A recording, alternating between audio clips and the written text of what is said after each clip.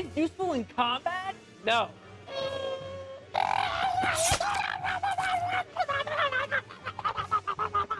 The lands between are looking pretty crowded right about now. And I have just the tool to deal with the problem. Separate the wheat from the chaff, so to speak. It's a dirty job, but someone's got to do it. Take it away, Bobby. And to impress him, takes on his multi-armed form and says, "Now I am become death, the destroyer of worlds." What's up, fellow strugglers? I'm here to say, Scythes? Weapon! Today, I'm taking on Elden Ring with nothing but Scythes, the Reaper's toolkit. Forget swords, forget shields. We're going full Grim Reaper cosplay. Think Death from Castlevania, but with the anxiety of a Dark Souls role. If Robert Baratheon and the Grim Reaper had a baby at the Battle of the Trident, that's basically this run. So grab your popcorn. It's gonna be part John Wick precision, part Looney Tunes chaos, and maybe a little Final Destination foreshadowing.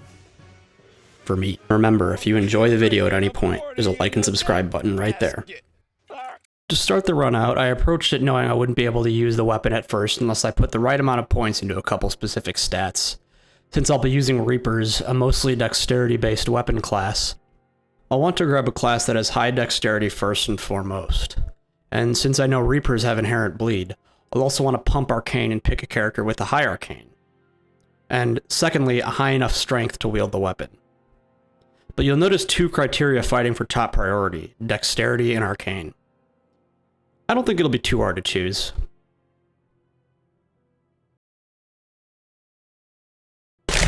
Oh, Vegeta just challenged Cell, dude. These criteria in mind, it leaves us with about 3 natural choices. Since Arcane won't be a requirement to wield the weapon I'll be looking for, I don't technically need it to be high on my first character, as I can always level it up later. Meaning, dexterity is probably the first stat I should keep an eye out for.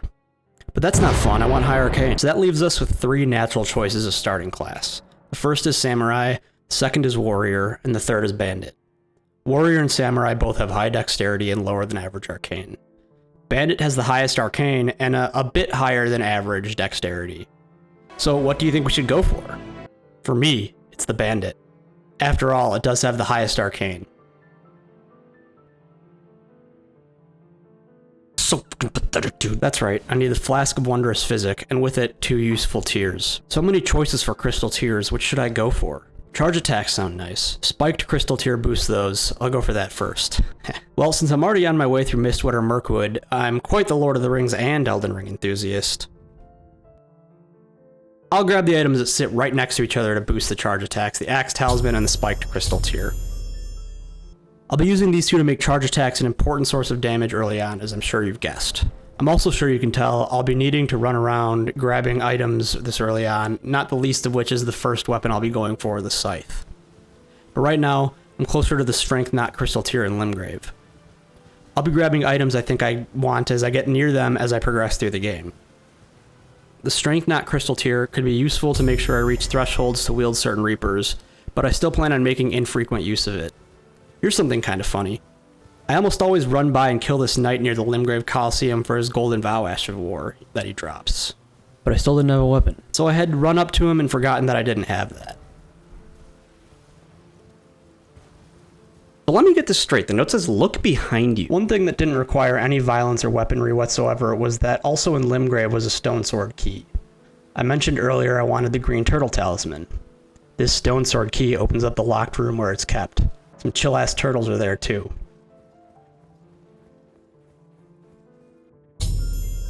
They're standing around guarding their green turtle talisman, which I now have. Melina is kind of annoying in this game, no? I just want to play a video game and I got this half-finished character occasionally slowing down the pace to a crawl asking me random-ass things that I don't care about. In this case, if I want to go to the round table hold. So I just told her no, lol. Anyway, yeah, I don't want to go to the round table hold right now, Melina. Sorry, ask me again later. Well, I've been talking about the Scythe a lot, and now I'm in Liurnia where it lies. I still don't have a weapon, lol, and it's kind of been hard making enemies die without one. So yeah, let's go get a weapon. Hope I remembered Cliff Bottom Catacombs being the place where you get the Scythe correctly. Shit. Yeah, that was the Scythe right there. I just got killed while standing right on top of it. By an inanimate trap, no less. But don't be too hard on me, I mean, that was supposed to kill someone at some point, it just happened to me. So I'm going to make the same trek again, but this time pick up the Scythe. and not get killed by the trap. Success! Weapon for playthrough secure. Scythe acquired. Except, looking at its stats, the bandit class actually didn't have a high enough base dex to use the scythe. So I'll need to get some runes, and you know how I'm going to do that. Why you'll find the meaning of life in Grand Theft Auto 3. The Knight's Cavalry cheese, NCC, is out here in the Dragon Barrow. The fastest way to get there is through this teleportation portal behind the Church of America where you get the Flask of Wondrous Physic, which, coincidentally, also puts me right near a few items I like to grab to continue arming myself for the run ahead. On my way down, I was very cautious because of how many times I've died here, literally just from jumping down. You absolutely need to be a god gamer to play these games. It was thanks to this caution that I did very nearly fall and die, but managed to make at risk of sounding arrogant, sweet jump to save it. It's kind of cool, right? Come on, man, just give me this one. Come on, you want to, man. I thought it was cool. Fuck you. The first of the items I want to grab was the first of the items I want to grab. What the fuck? Well, first, since I said there were a few items in Dragon Barrow that I wanted. Down here after I made just a few jumps to not die is the Dragon Crest Shield Talisman. Still only have one talisman slot, so I'll just keep using the Green Turtle Talisman for now. Forgot about that. Haha. I'm not perfect. Well, it's just too late.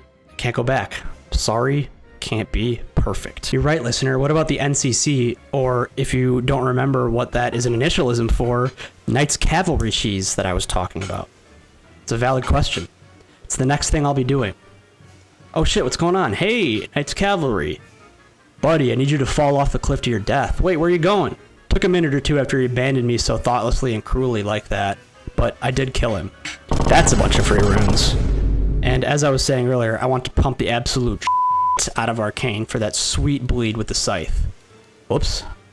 Remember that dexterity requirement? Oops. Forgot to put enough runes into that. Lol. Ha ha ha. Ha ha ha.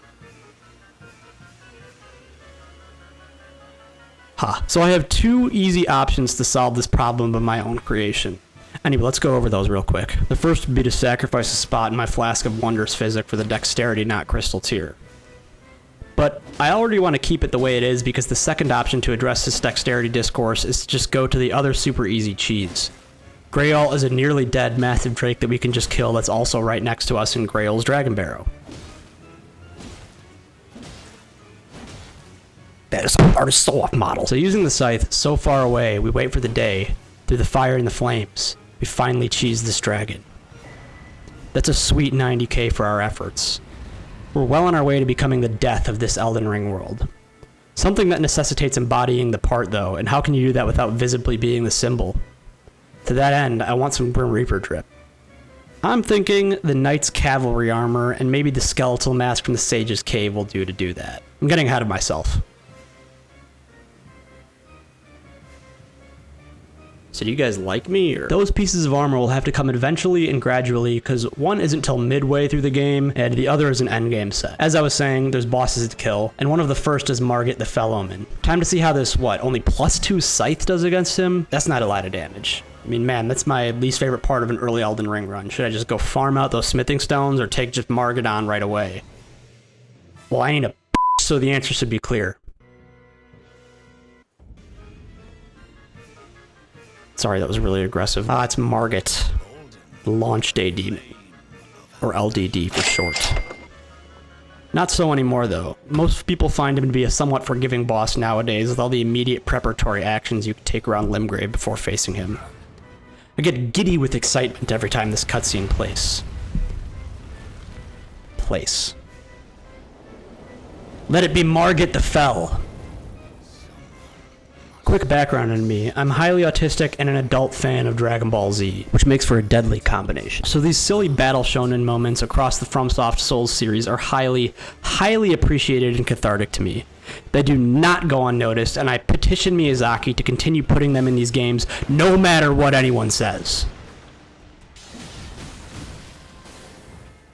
Got a little carried away there. Yeah, oh yeah, let's get at this boss. Okay. So the thing about Margit and the scythe is it's a weapon with good range. So you just kind of keep yourself about the range of the scythe away from him, and it's not too difficult to fight.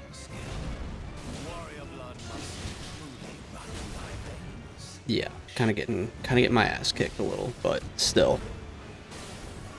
Kind of see where I'm standing right about now. That's about the range of the scythe. Anyway, yeah, okay, so just gonna, hopefully I think I get another bleed here.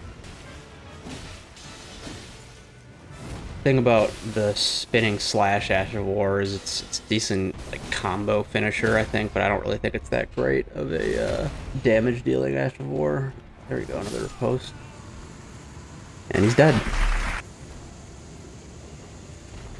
Next, we've got another slot for a talisman, so let's just pop something in there. Going to Stormveil Castle, we engage in a tense clash in the marketplace of ideas with Gostok the Gatekeeper. After some valid points made all around, we decide to ignore his advice. Bro, you're delusional. Get help, Gostok. You're embarrassing yourself. Gotta run through the castle the short way to make decent time on this run. So that's us dodging some bolts, getting a grace, and dodging some more bolts, this time the explosive kind. Bolts that'll give you a jolt. That's kind of silly. Yeah. There's some more bosses to kill in the castle. And by that, I mean one boss, singular. Why does updating my drivers make old games work again? Here he is, Goldfrey. Gotta love him. Sad soul who thinks he's ever gonna get accepted by the top dogs of the Golden Order. Nah, bro, you're just a small fry here in this world. I've beaten the game a few times, you can trust me. Now that's what I call a power fantasy. Oh wait, we're just kind of bullying this guy. Okay, Goldfrey. Got a big axe. But I have a long scythe. Making use of these charge attacks because I wasn't really doing it against Margit. I just love this boss, man. I mean, like, I just think his presentation is absolutely S tier. Sort of wish that a lot of the other bosses measured up to him in terms of presentation. I mean, some of them do. But oh yeah, the fight. It's not too bad. Yeah, I mean, I think that there's not really a ton to say when the boss is as easy as Goldfrey is. Doesn't really matter what weapon you use. He's just got such an easy to deal with moveset. Ah! Forefathers all! Bear witness! Are you kidding me? You're so fucking cool, Goldfrey.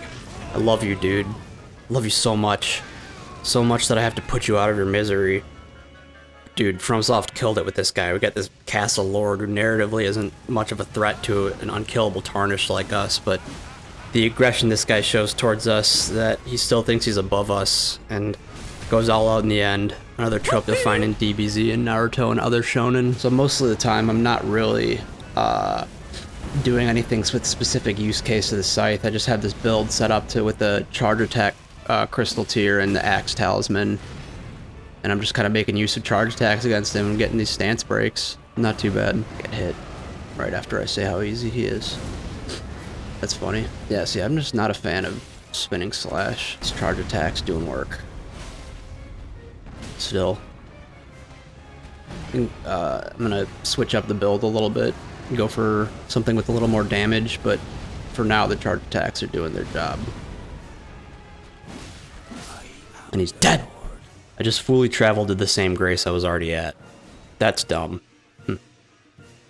Where am I? Alright, that's a dead Goldfrey. Good job, sweet. Now I just need to go get more powerful. Grab that power! I don't even know what I'm talking about. So let's just get some more power, shall we? Let's go grab that sweet, sweet Smithing Stone Miner's Bell Bearing 2. That'll allow me to level up my scythe to plus 12. That'll put me at about half my power in terms of the weapon I can use. I could go farm out a different scythe / reaper, but I don't think that would be better than my scythe. First one I could grab would be the Winged Scythe, and the second one would be the Grave Scythe, that would require a farm. Farming is annoying, and even if I wanted to do it, the Grave Scythe isn't actually any better than the regular scythe minus a slightly different hitbox. Descaling compared to C and dexterity for the scythe, and a peculiar defense against Death Blight and nothing else. The Winged Scythe is also worse in scaling, and worse for my current stat spread, and splits its physical damage with Holy. Also, I could technically go out and farm the Halo Scythe and the Clean Rot Knights in Caelid, but then again, it's pretty inferior to the regular scythe that's scaling. But it does have a pretty sweet skill attached to it, so we'll keep that idea in our back pocket for now. First and foremost, we have other upgrades to grab. Geez, I just talked for a long time about Reapers.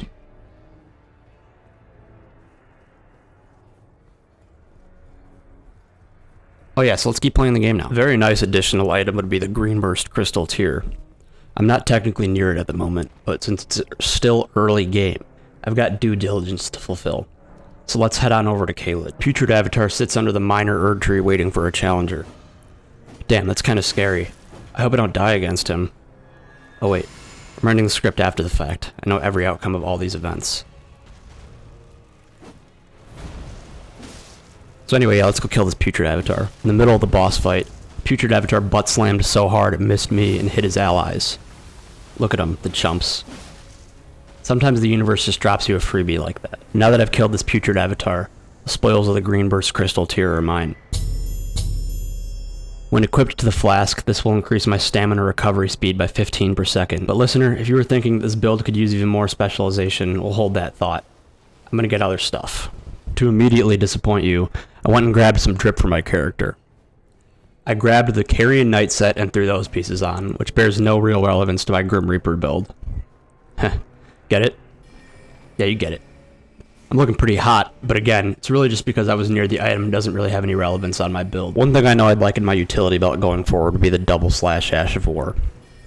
We can find it in Celia and Caelid, being carried by a disappearing teardrop scarab. Now, I believe with these disappearing teardrop scarabs, the intention is for the player to shoot them with a ranged weapon, because they're nearly impossible to hit with a regular melee attack unless under a highly specific condition.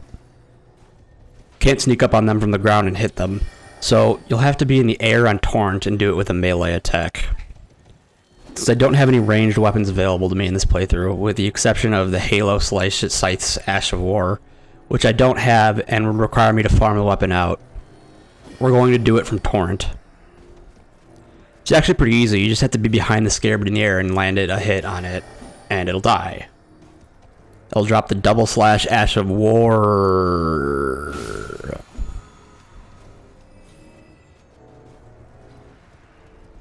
Oh hey, and back to Carian Manor, where the Red Wolf of Radagon awaits. Not a terribly important boss fight. Not too difficult. Got the double slash Ash of War tier for it, so made it do some good work. There we go, yeah, that gap closing ability is nice. Yeah, double slash and charge attacks. Time to heal this dog. Big damage and all the hits, yeah, not so bad. Build's pretty strong so far, but can be even better. With that, this wolf is not the Red Wolf of Radagon, but the Dead Wolf of Radagon.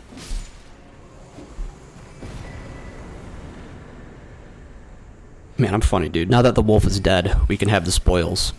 The first is a glintstone knife, maybe one of the most important items in the game.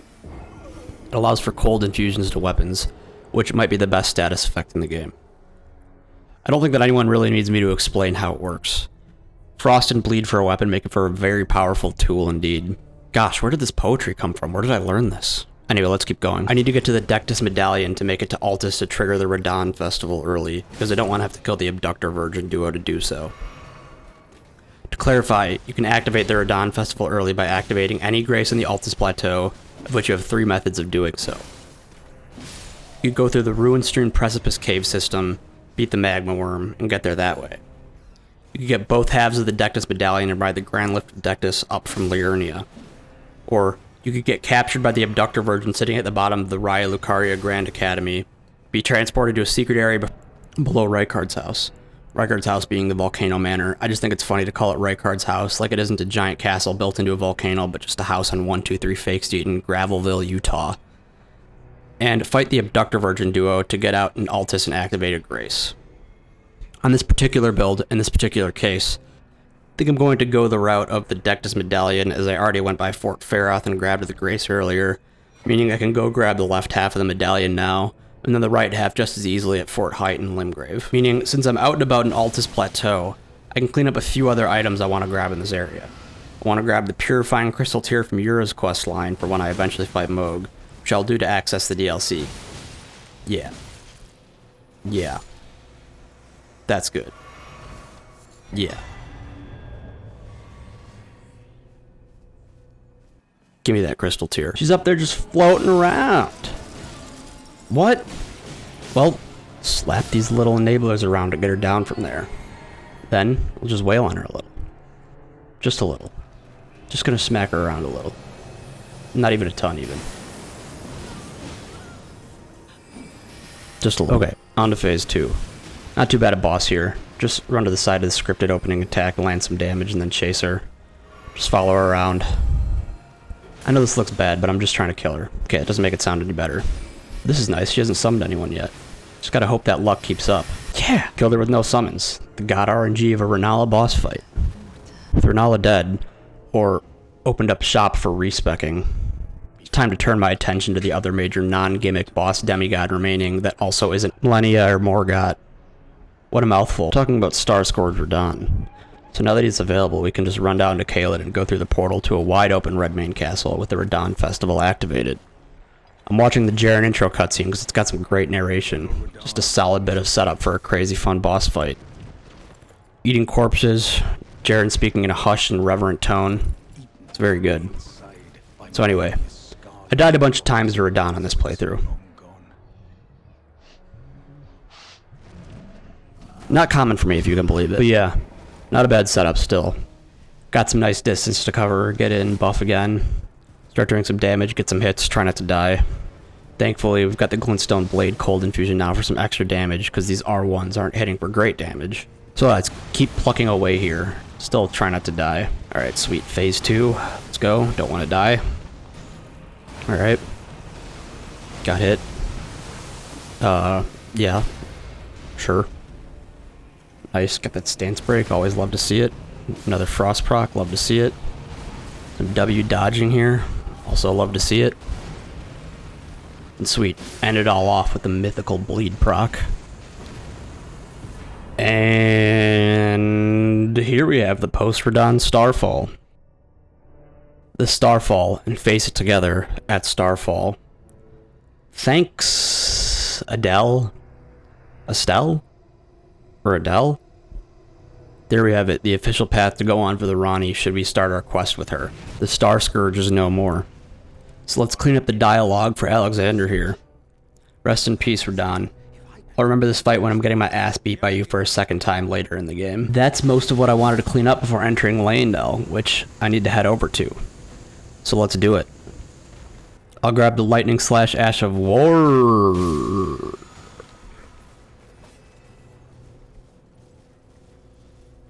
Ah shit, it's not usable on Scythes. We'll be able to make use of it against Godfrey.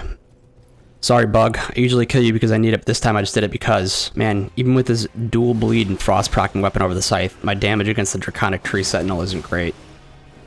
Getting killed over and over. Literally just going to do everything I can to mitigate this damage. Buy the Knight Armor, but still get killed in one hit by pretty much all the Draconic Tree Sentinel's attacks. Well, since we're getting one hit by virtually all the attacks of DTS, I think I just need to buckle it down and basically no hit. Maybe some questionable level up decisions to this point by just dumping in Arcane and Dexterity pretty much exclusively. But I made this bet. Time to get comfortable in it. Alright.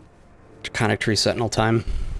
Just open it up with some charged heavies against the scripted first attack of the Draconic Tree Sentinel. Already got Stagger and a Frost. I really do need to upgrade my damage. It's not good right now. Procs are good, but the attacks themselves could definitely be optimized, which I will do after this fight, I think, because otherwise I just kind of have to fight bosses from here on out perfectly, and while I'm capable of that, I would prefer not to just have to be perfect 100% of the time. I would prefer to have a better build. And Draconic Tree Sentinel being this tanky against this build is not looking good. I mean, I am getting these procs, he's almost dead. Haven't gotten hit. Okay. He's doing a bunch of attacks, that means I have to wait him out. A few more hits here. Come on. Almost dead. Just a few more hits. A few more hits on this guy. And buff your lightning. One more hit. Gotcha. Okay, he's dead. Jeez, I was barely doing any damage against Draconic Tree Sentinel, the exception of bleed and frost procs. This build isn't quite there yet, but luckily we have access to Leyndell now, where I can grab the Lord of Blood's Exultation. It'll allow me to get a little more damage out of bleed procs. So let's continue onward through the sewers and kill that guy. Wow, I'm proud of myself, I did that in my first try. I'm a little sus as far as my health is concerned. I need to get a little more health, and I was worried I was going to run into a wall with Esker, Priest of Blood. With him dead, though, I can make my way forward to get another large rune drop and start amending my lack of points into Vigor. That means my next guide for us to kill is Goldfrey, Godfrey Shade. Not too bad even with this meh build. Just jumping around and getting those punishes in.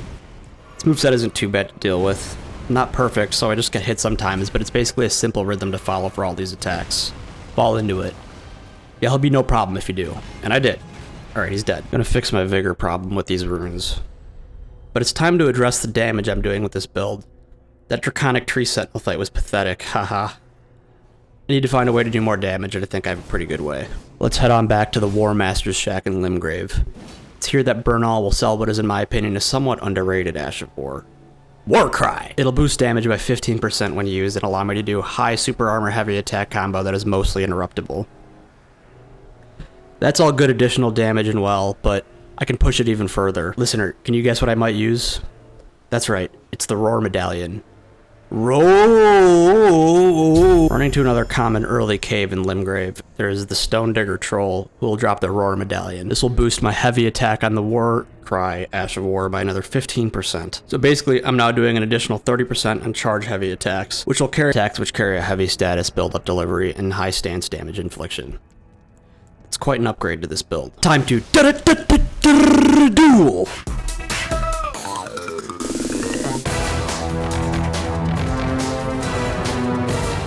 Since I'm making another shopping trip, let's do it right and grab a few other items that'll help me out with this weak constitution character I put together. There's another putrid avatar I want to take out. This guy's ain't too bad. Just basically the Asylum Demon from Dark Souls with a few additional attacks. So with Putrid Avatar dead, he'll give us the Opaline Hard Tier and Stone Barb Cracked Tier both. The Opaline Hard Tier will give us additional physical damage negation and will definitely come in handy in the future. The Stone Barb Cracked Tier just does additional stanch damage, which sounds really good, but is usually best on specialized builds because unlike the other crystal tiers I use the most, it only lasts 30 seconds instead of 3 minutes like the Green Burst Crystal tier and Opaline Hard tier. They're so good, my goats. Another sweet aspects of the Reapers is that they're mechanically designed to ignore shields or do significant damage to shield wielders despite the being blocked.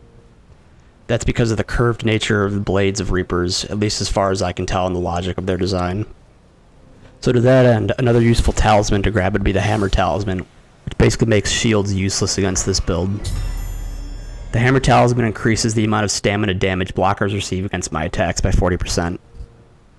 Somewhat esoteric use case scenario, but I've got a scythe. Jesus Christ.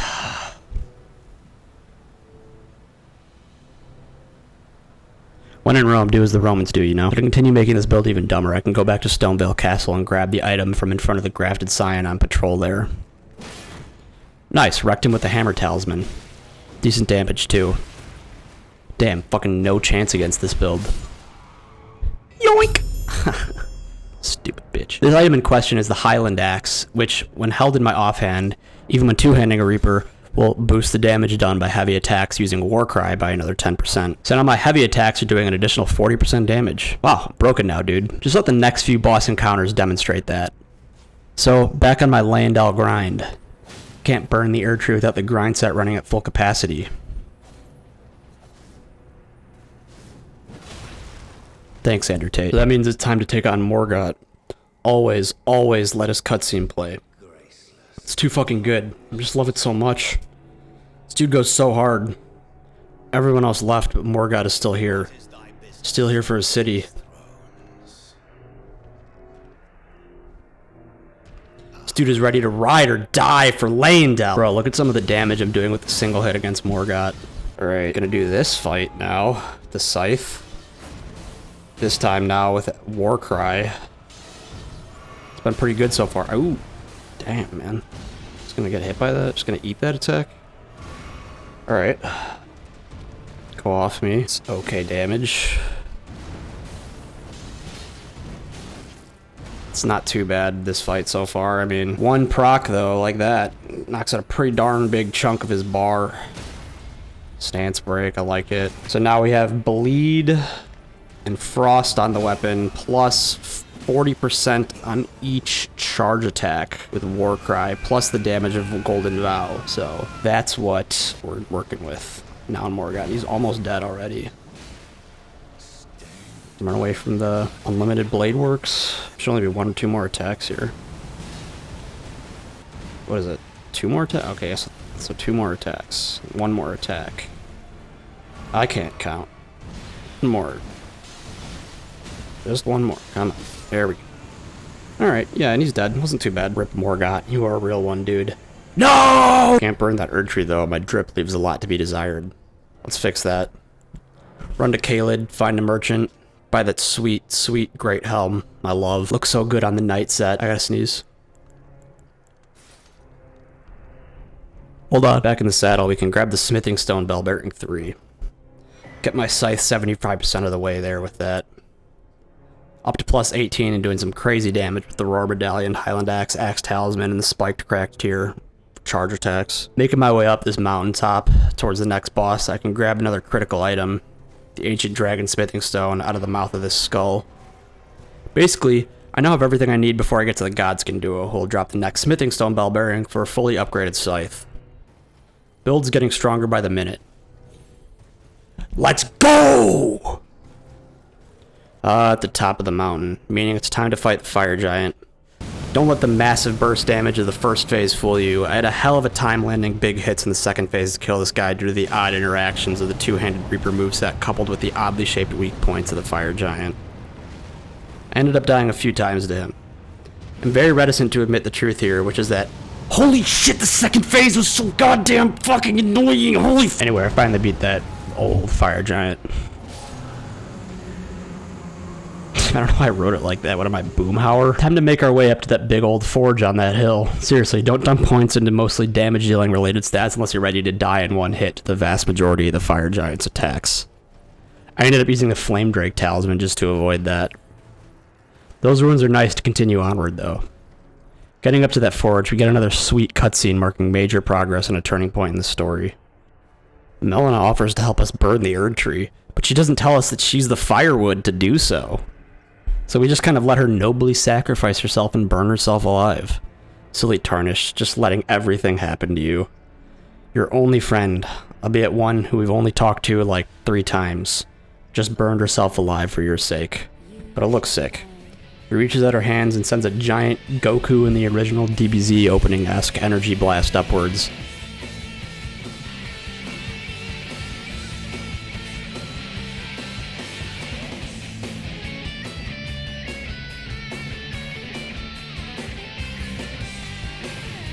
Ostensibly teleporting us to Fair Missoula. This place is pretty wild too. It doesn't seem to exist in exactly the same universe as the rest of the game, what with a few encounters we'll be making come up. Lots of knights, who are usually some of the most fun enemies to take on, like the insane dual-wielding banished knight that teleports around you like he's Goku in a cocaine-fueled fanfiction.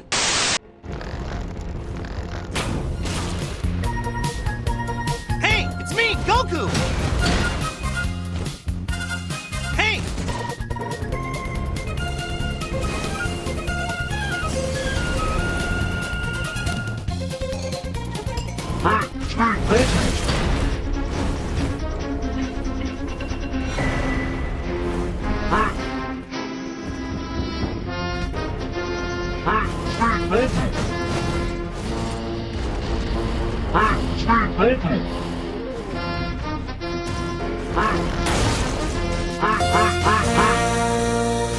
Hey, it's me, Goku!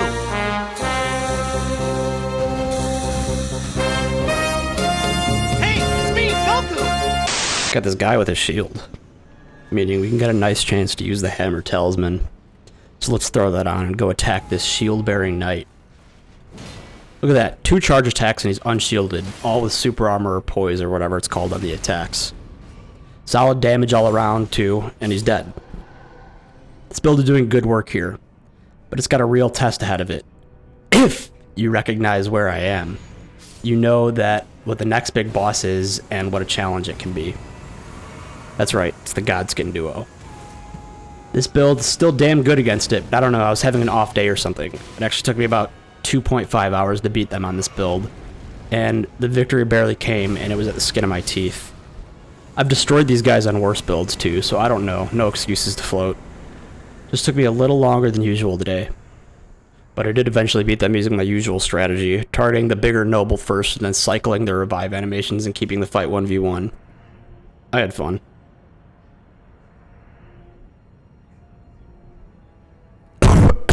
The Godskin Duo dropped the last Smithing Stone Miner's Bell Bearing, meaning I've got my plus 25 Scythe now. Let's go! Time to do Vari's questline now. Running away and up into the 4 belfries, I take the portal back to the Chapel of Anticipation. Gotta grab that Maiden's Blood for our Vari's favor. Here is where I get to show off the insane damage of this build against the Grafted Scion that waits in my way. Throwing the Hammer Talisman back on for the shield that it holds, and the 2-hit charge attack combo of Warcry 2-shots the thing. Just busted. So fucking powerful! So with our Maiden's Blood, we can run back to Vari. He'll cut our finger off, which I imagine hurts the Tarnished pretty bad. But he gives it back to us as a usable invasion item, at least. Either way, inwards and onwards to Mohg's Palace, or as I like to call them, Mohg's House.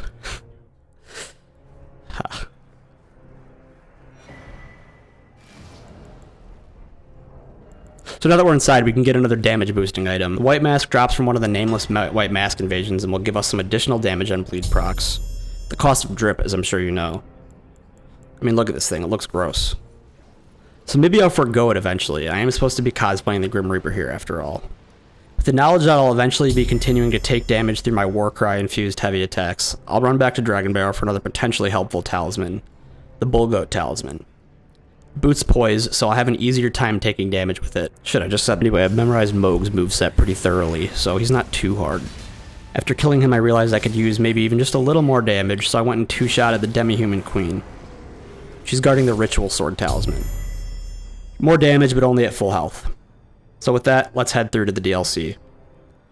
But first, I need perhaps even more specific use case damage. So run back to Stormveil and grab the Claw Talisman. This will give me more damage and jump attacks. But with that, it is now time for the DLC. So the Divine Beast Dancing Lion comes next. Alright. Let's Warcry it up. Run away, take a bunch of damage right away, try not to die. Ooh, that's some pretty solid damage on hit. As long as I can fully charge these attacks, I really don't think this fight should be too bad. Especially once I get a bleed proc. So I'll just continue keeping myself at medium range, holding R2 when there's time, going for a heavy attack.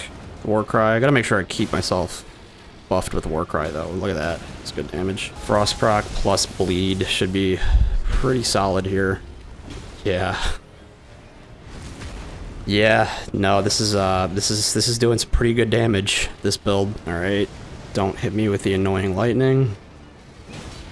And my cat. Yeah, this is pretty good damage. I'm pretty satisfied with the damage I'm getting on Divine Beast Dancing Lion, not even being full Shadow Tree Blessing. It's not bad. It's not bad. Don't even need that many more hits. Here, just keep it mid-range with the Scythe, because it's got good range on it. It's a big weapon. Keep getting these heavy attacks. Only a few more hits, then Divine Beast Dancing Lion will be in the books. Okay. That was this is getting a little crazy at the end here for my tastes.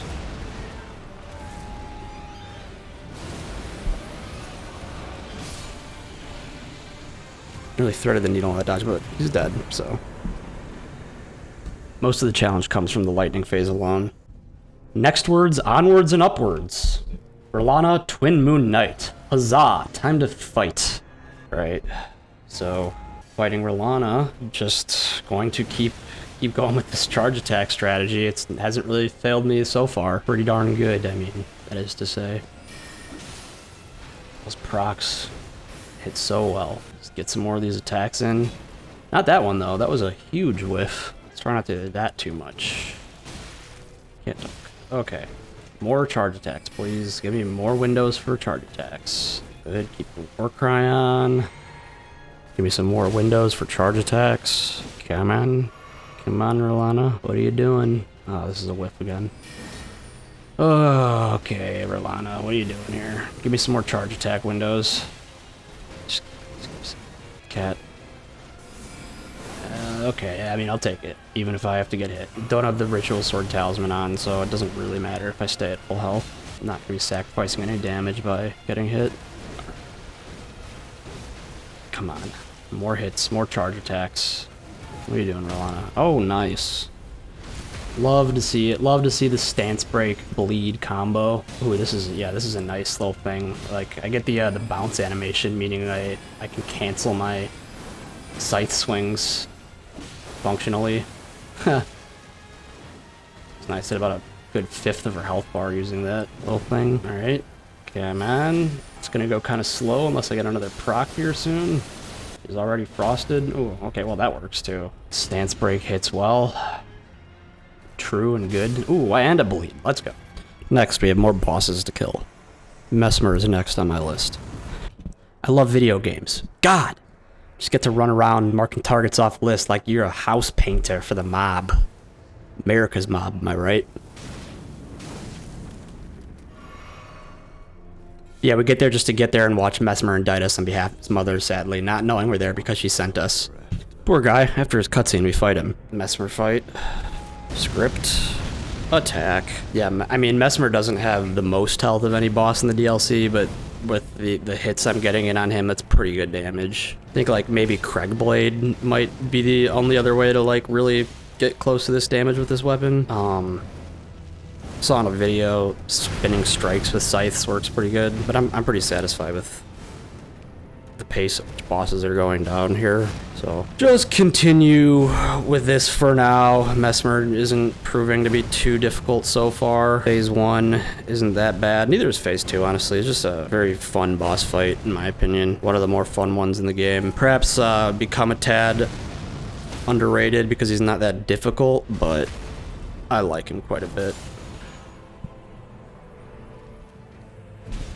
Now we get to see a big snake where there once was a Messmer.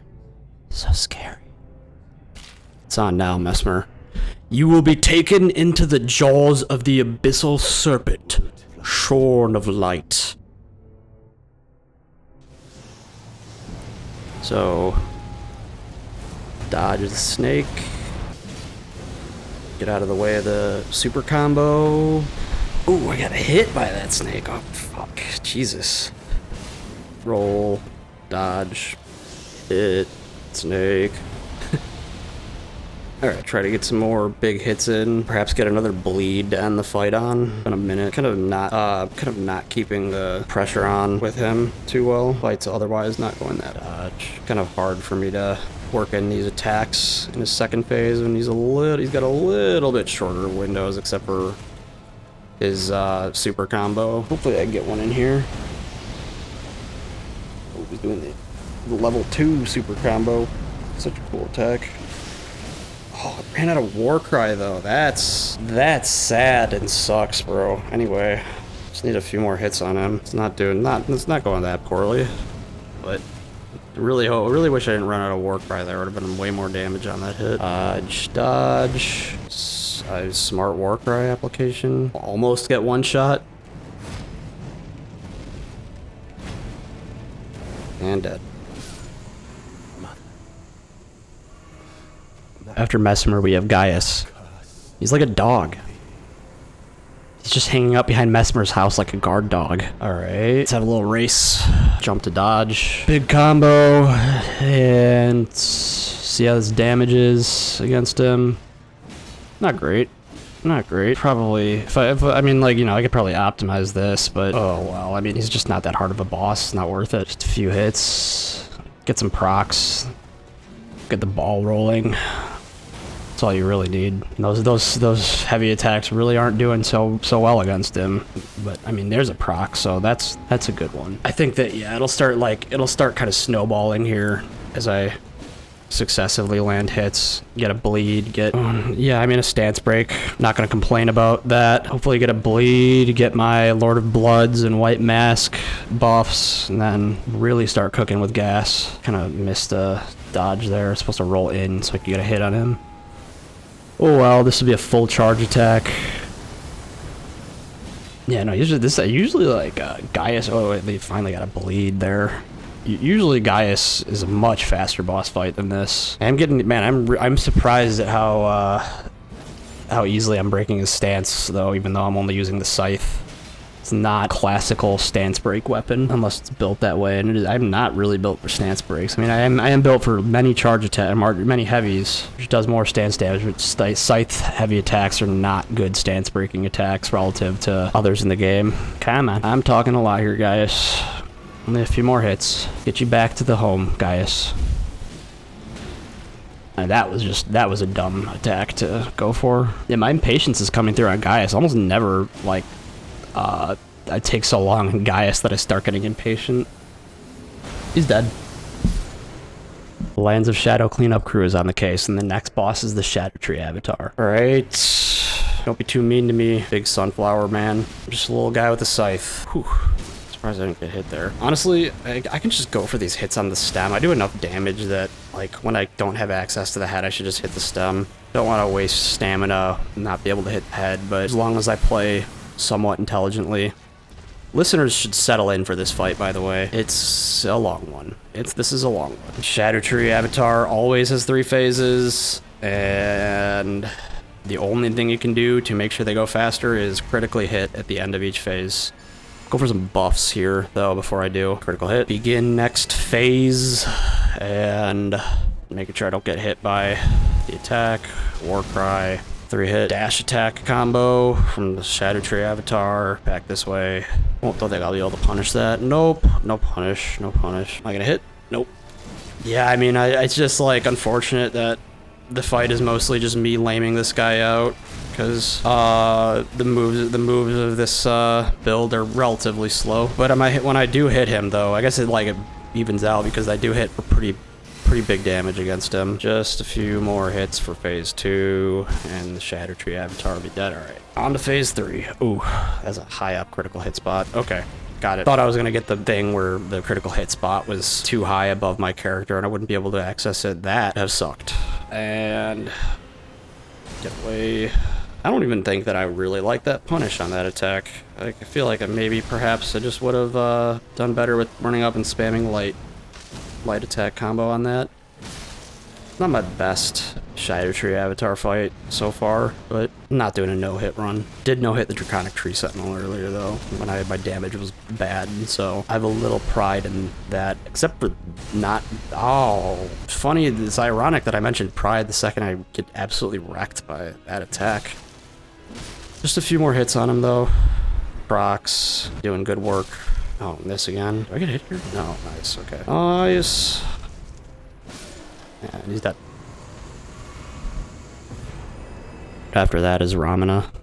Enter. Okay. Got Romina. I think that's a scripted opening that she does. This should be a pretty darn effective build against her. I think she's weak to all 3 types of damage that I do. Slash, Frost, and Bleed. I don't think, actually, wait, she's not weak. I don't think she has an extra weakness to Frost, actually, or Bleed, but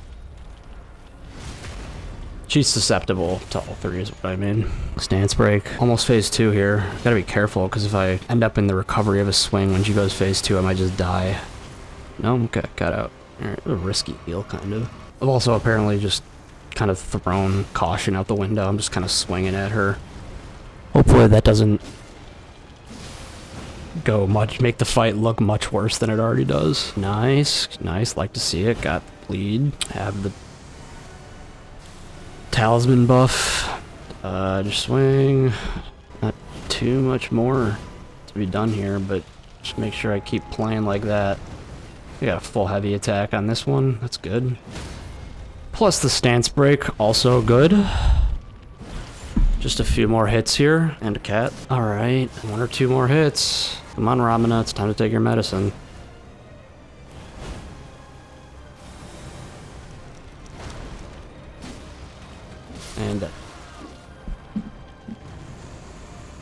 And we get the nice cutscene of our efforts paying off. We open the path to a near limb, burning the Shadow Tree and opening a direct path to Mikola. With all that done, I can't help but notice I still haven't killed Bayle yet.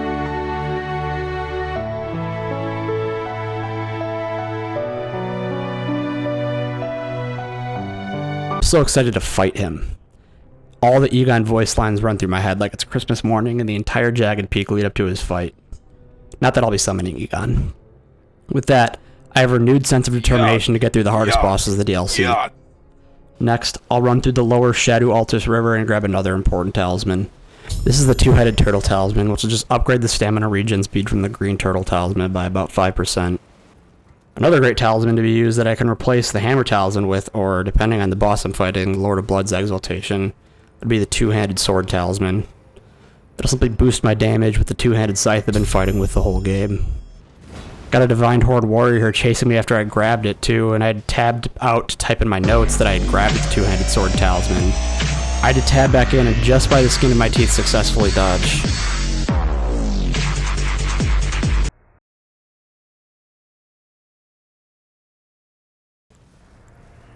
Why did I write about working out here? Build is so strong. These high HP Fire Knights stance break in 2 hits and instantly die.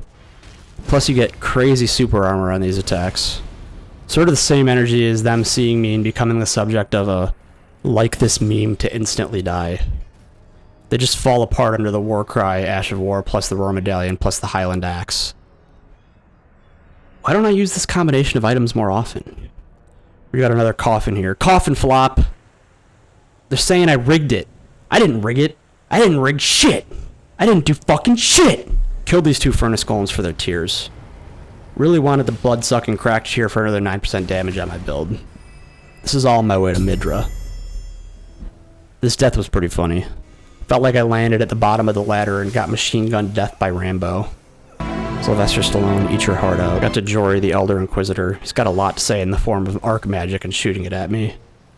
He's backstabbable in this build, still did great work on him with stance breaking and frost procs.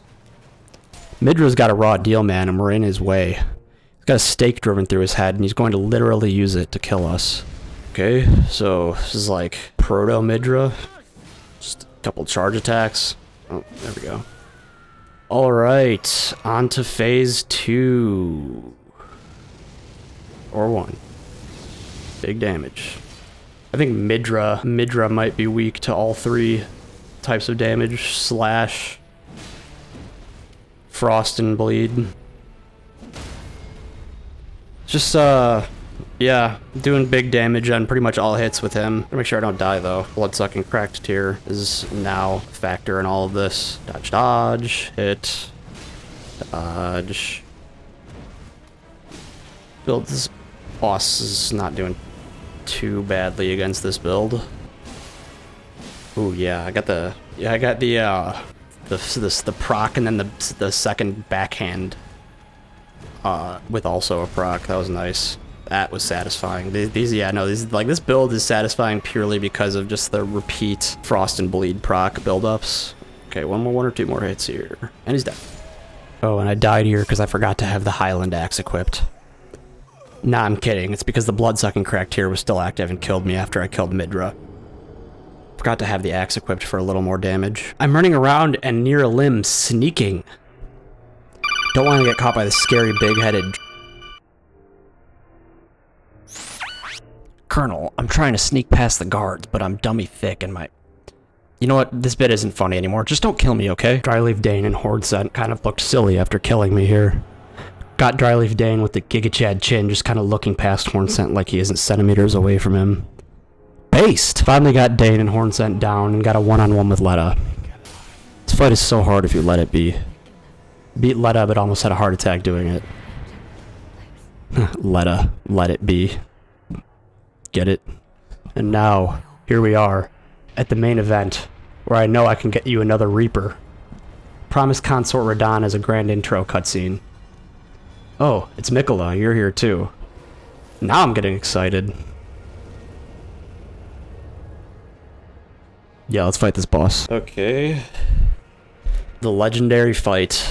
This is post-patch 1.16 though, so he's more fair now. Even though I still think he has too much health. God, that attack did like barely any damage. Just gotta make sure I don't eat a huge combo. Don't think I'm gonna get many procs on him either. I probably could, like, you know, get Blood Flame Blade or something. But honestly, I think it's better to just suck it up with Promised Consort Radahn. That's how hard of a boss he is. You can really optimize it and you can do some crazy shit. Maybe one-shot him with the with the right setup. but pretty esoteric, pretty eclectic to do something like that. Just with a straightforward build, I don't really think there's any point in getting analysis paralysis on Radahn. And I know the fight pretty well at this point anyway. Almost through phase 1. These charges, these heavy attacks are doing way more damage than my R1s, but like that's how much health he has. And he's also just, I think he's very resistant to slash damage also. Alright, it's phase 1. Oh shit, on the back foot, are we, Radahn? What do we have here but Mikola? Where'd you get that third arm, bro? Do I? Well, I guess it's back to work with you two. And my promised consort, Radahn. Okay, jump tech. Oh, and I thought I was gonna get a stance break. That's lol. Okay. Yeah, I want to make sure I have that war cry applied with this. I'm gonna try to get all the damage I possibly can. And war cry is pretty forgiving. Dodge. Love the frost proc. Whatever this combo is called. Still doing okay damage. Besides, even though I don't have Golden Vow anymore. That's the worst part of this build. If I want to apply Golden Vow, I also have to reapply Warcry, because Warcry goes away if I swap out the Scythe for my dagger that has Golden Vow on it. Almost never have a window to do both. So yeah, this build could be optimized further, but only if you're a nerd. Nah, that's a joke. Anyway, where were we done? This combo? Yep. Should be jumping soon. I'll try to cancel his meteor jump here. Nope, did not get it. I'm still bad at that after a year. Wow. Ooh. All right, well, I'm gonna run out of Warcry soon here now. And I still am kind of I don't think I'm gonna get a stance break this entire fight. Jeez, bro, that's pretty brutal. Or dodge. All right, Warcry is still up. Just get hit by the random bullshit go of his cross slash attack. Roll. Hit. Run out of stamina. Ooh. Run out of stamina. It's not going to be good. Don't want to just eat a giant combo against phase 2 Radahn. But it should only be 1 or 2. At most 3 more hits here. Play it safe and run back. Drink. Dodge. Didn't have my scythe two-handed. Very cool. Alright. 1 or 2 more hits. And he's dead. Obsidian Lamina acquired. Time for some Halo 2 dual-wielding action. Blow me away. Also, the DLC has a final cutscene. Mikola left a memory of his last conversation with Radahn. What's this but a weird and unfinished cap to the story? I don't know. Sorry, listener. Gotta respec now, though. With that, I have the +10 Obsidian Lamina. It'll look good with darker armor, too. Which has been one of my goals since the start of the run. There's a Grim Reaper-esque guy we've got to kill. Okay, so got this goo horse, man. Oh, I do think that this damage type is not good. I don't think slashes. I can't remember. I don't know. I should say that if I don't know for sure. Either way, it's like this guy's just got like, you know, this guy's got decent openings for jump attacks and whatnot, but I always find myself doing like, you know, a lot of chasing. Dodge. Heavy.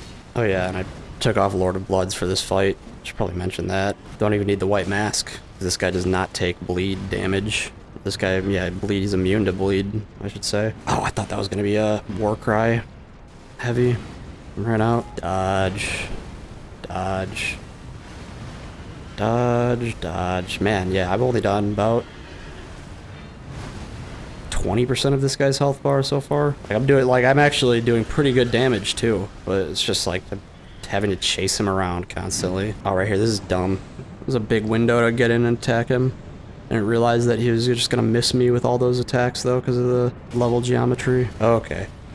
Combo. Heavy dot. Oh, and I missed the Warcry heavy again. That sucks. I don't think I've needed to be as aware of the status of my Warcry in the game up to this point. So I have to be for Putrescent Knight. Dodge. Well, I got another Warcry heavy here. Doesn't look like it. Oh no, never mind. Don't listen to me. What about here? There we go. Okay. Doing pretty good damage now. Oh, I'm gonna eat that. Sorry, I had to see that, listener. Shouldn't be too much longer here. I mean, I just gotta get a couple good openings. Hit. Yes. Dodge. Warcry, yeah. What? I cannot believe that attack hit me. I'm gonna be out of flasks by the end of this fight. Not a good showing against Speed Crescent Knight. Yeah, when it rains, it pours. Don't let my incredibly subpar gameplay allow you to think that this is a bad boss. It's a fine boss. I'm just playing it very poorly right now.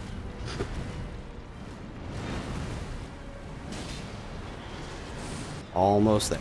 Very close. And I'm out of flasks officially. Yeah, and he just did the attack that you can jump, but I'm just scared to do it now because he hit me with it that one time. Just a few more hits. 2 at the most.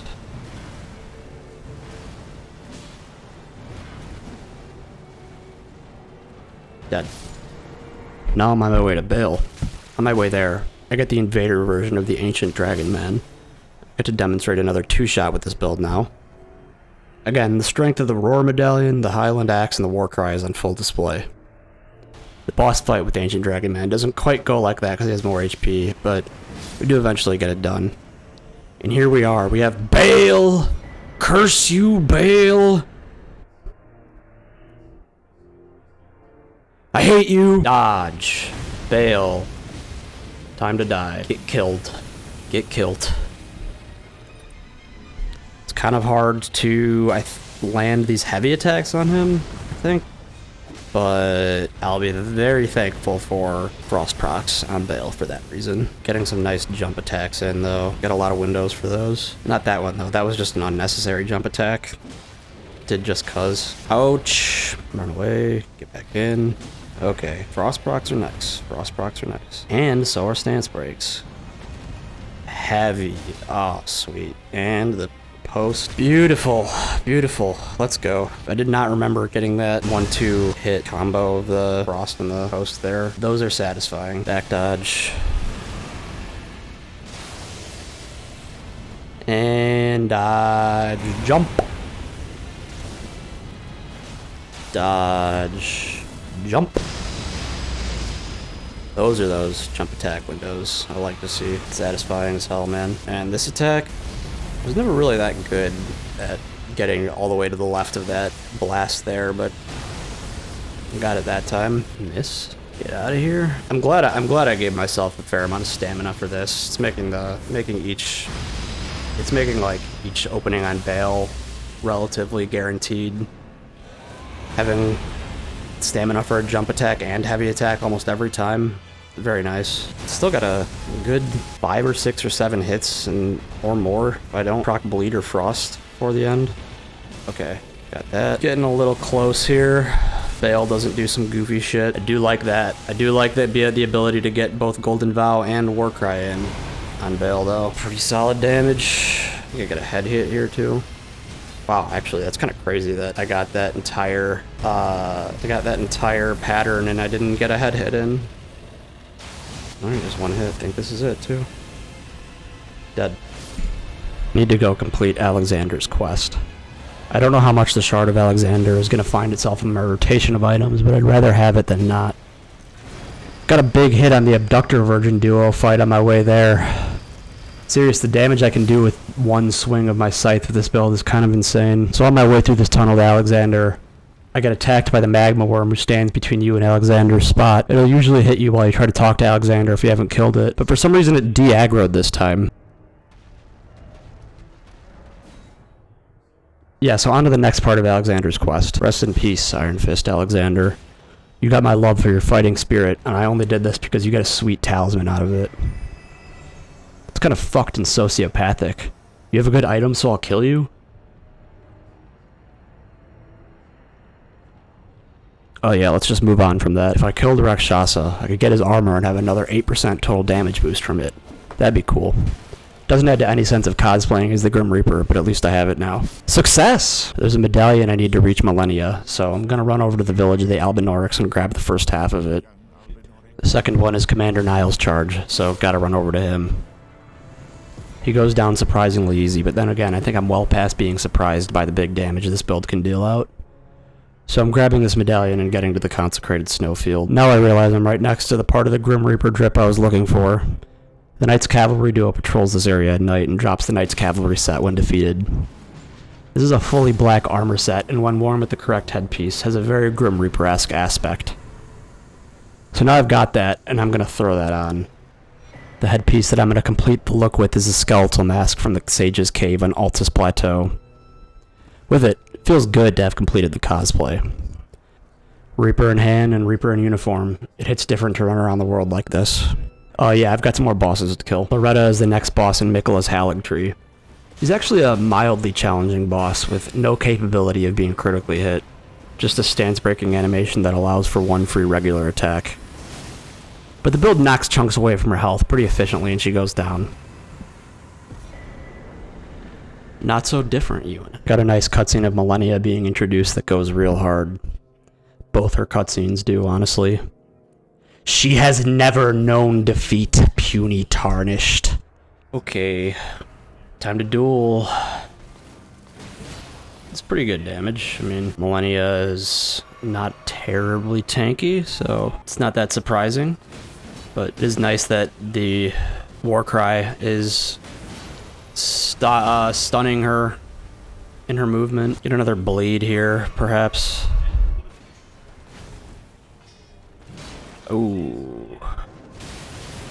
Okay, somehow managed to eat most of the first volley of attacks of that waterfowl and not die. One more hit for phase 1 Malenia. On to phase 2. Oh! She's not dead yet. And now she's extra angry. She's got such a presence, an aura. Sorry.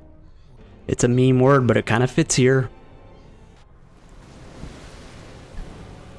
Or not. I guess I just ran. Alright. Let's duel again.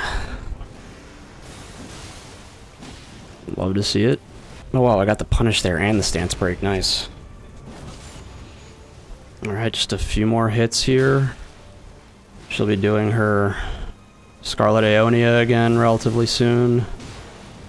There we go. Run, run, run. Reapply.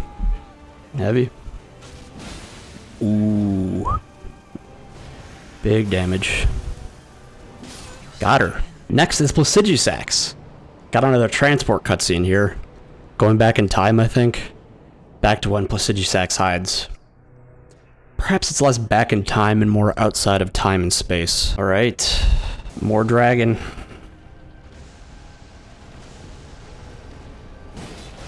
It's okay damage, I suppose. I don't think he can bleed either. So, took Lord of Bloods off. But he can get frosted, I know that. Which is good. Oh man, don't fire hit. That fire hit me. Jeez, dude. Not expect that.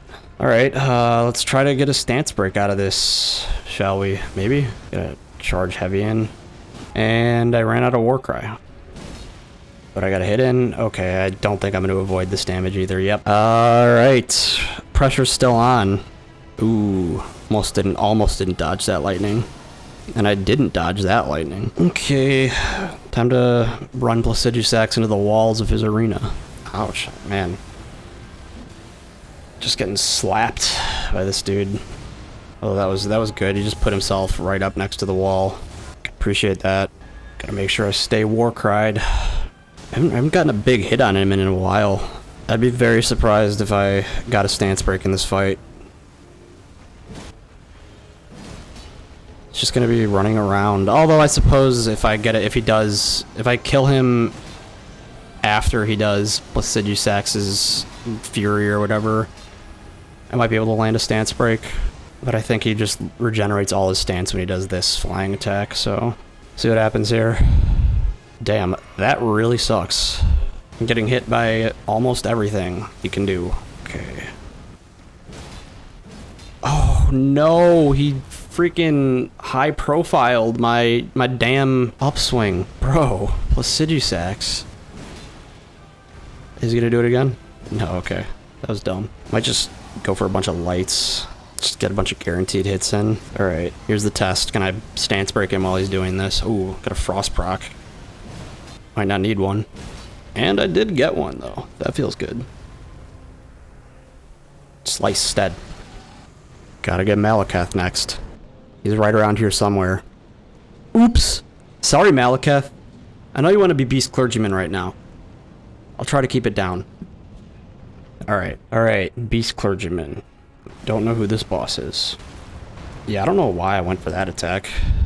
That was pretty dumb. As expected, it's doing pretty good damage against Maliketh. Just a few more hits till he's phase 2. Not too bad, not too bad. Stance break. Of course. Means I'm gonna spawn. Hey, there's my dog. Got over your shyness and now you're pissed, huh? Well, let's rumble, pal. Ah.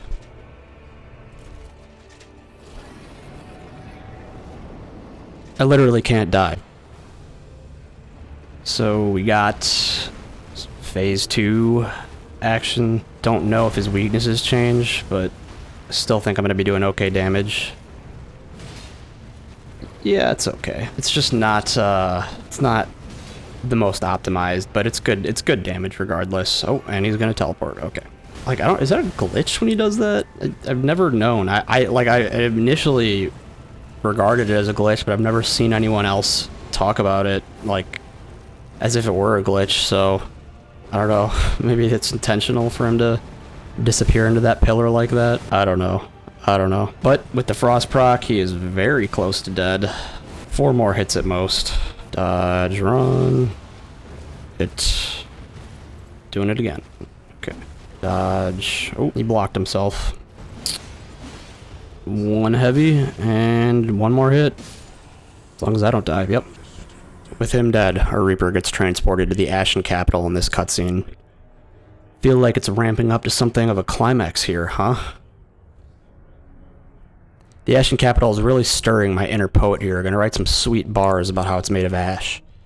Ash, O Capital, you are a digital restraint of my behavior, which is rash. It is you with which I paint grisly images of the bosses I go to slash. Man, that was horrible! I have to be honest, I was a bit nervous for Gideon Ofnir. Don't give me that look, stop laughing. He can be hard if you don't properly kill him while he's monologuing. Luckily, I did more or less and got over my nerves for him. Still proud of the damage his build's outputting at this point in the game. Got another boss introduction here. This one is Godfrey, who looks like he's about ready to beat some ass, and there's really no other target for him to do it to but us. He got me. That was kind of funny. I forgot to click back into the game after alt-tabbing and just got my ass beat.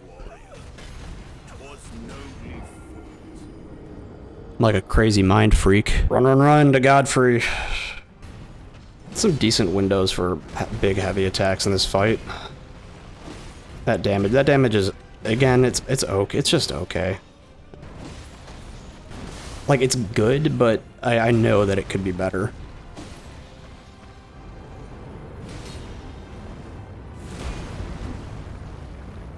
Man, I just missed a huge window for damage there. Alright, almost at phase 2 here. Phase 2. Got another transitionary scene for this boss. Godfrey drops the axe and delivers some sweet monologue that wouldn't be out of place in the WWE and tells us that it ain't over till it's over. And if we couldn't tell, it ain't over, tarnished! Alright. It's a free heavy. Good damage. Dodge. Dodge. Oh wait, no, that's only in phase 2 that he has a hitbox on that. Or phase 2.5.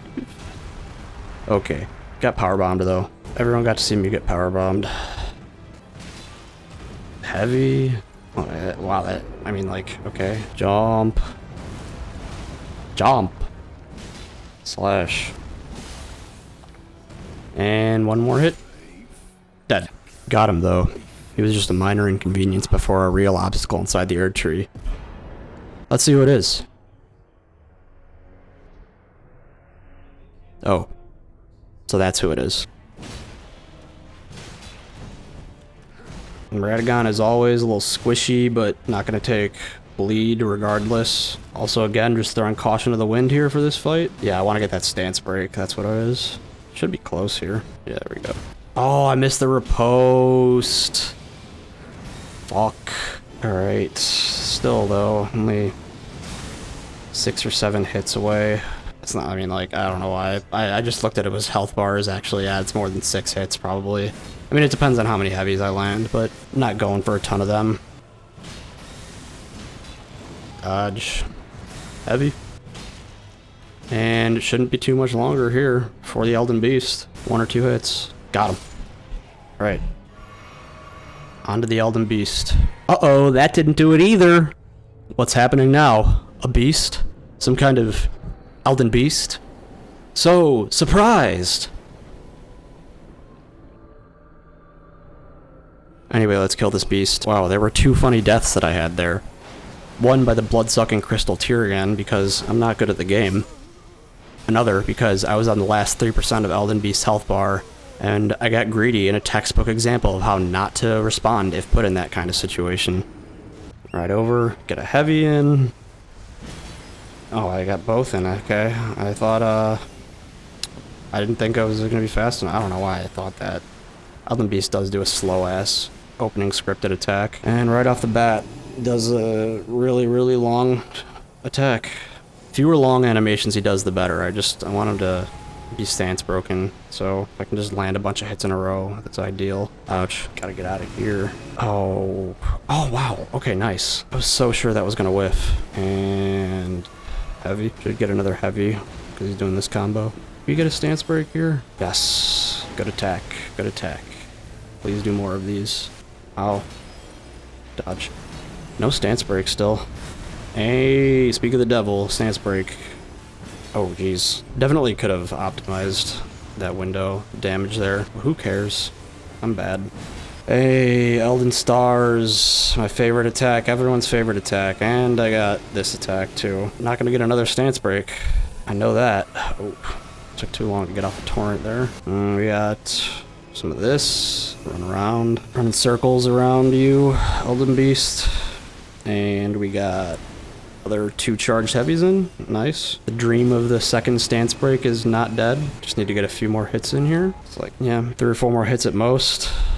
Oh wow, that was a strange interaction with those beams. Yes, do this attack, please. Thank you. Hit. 1 more.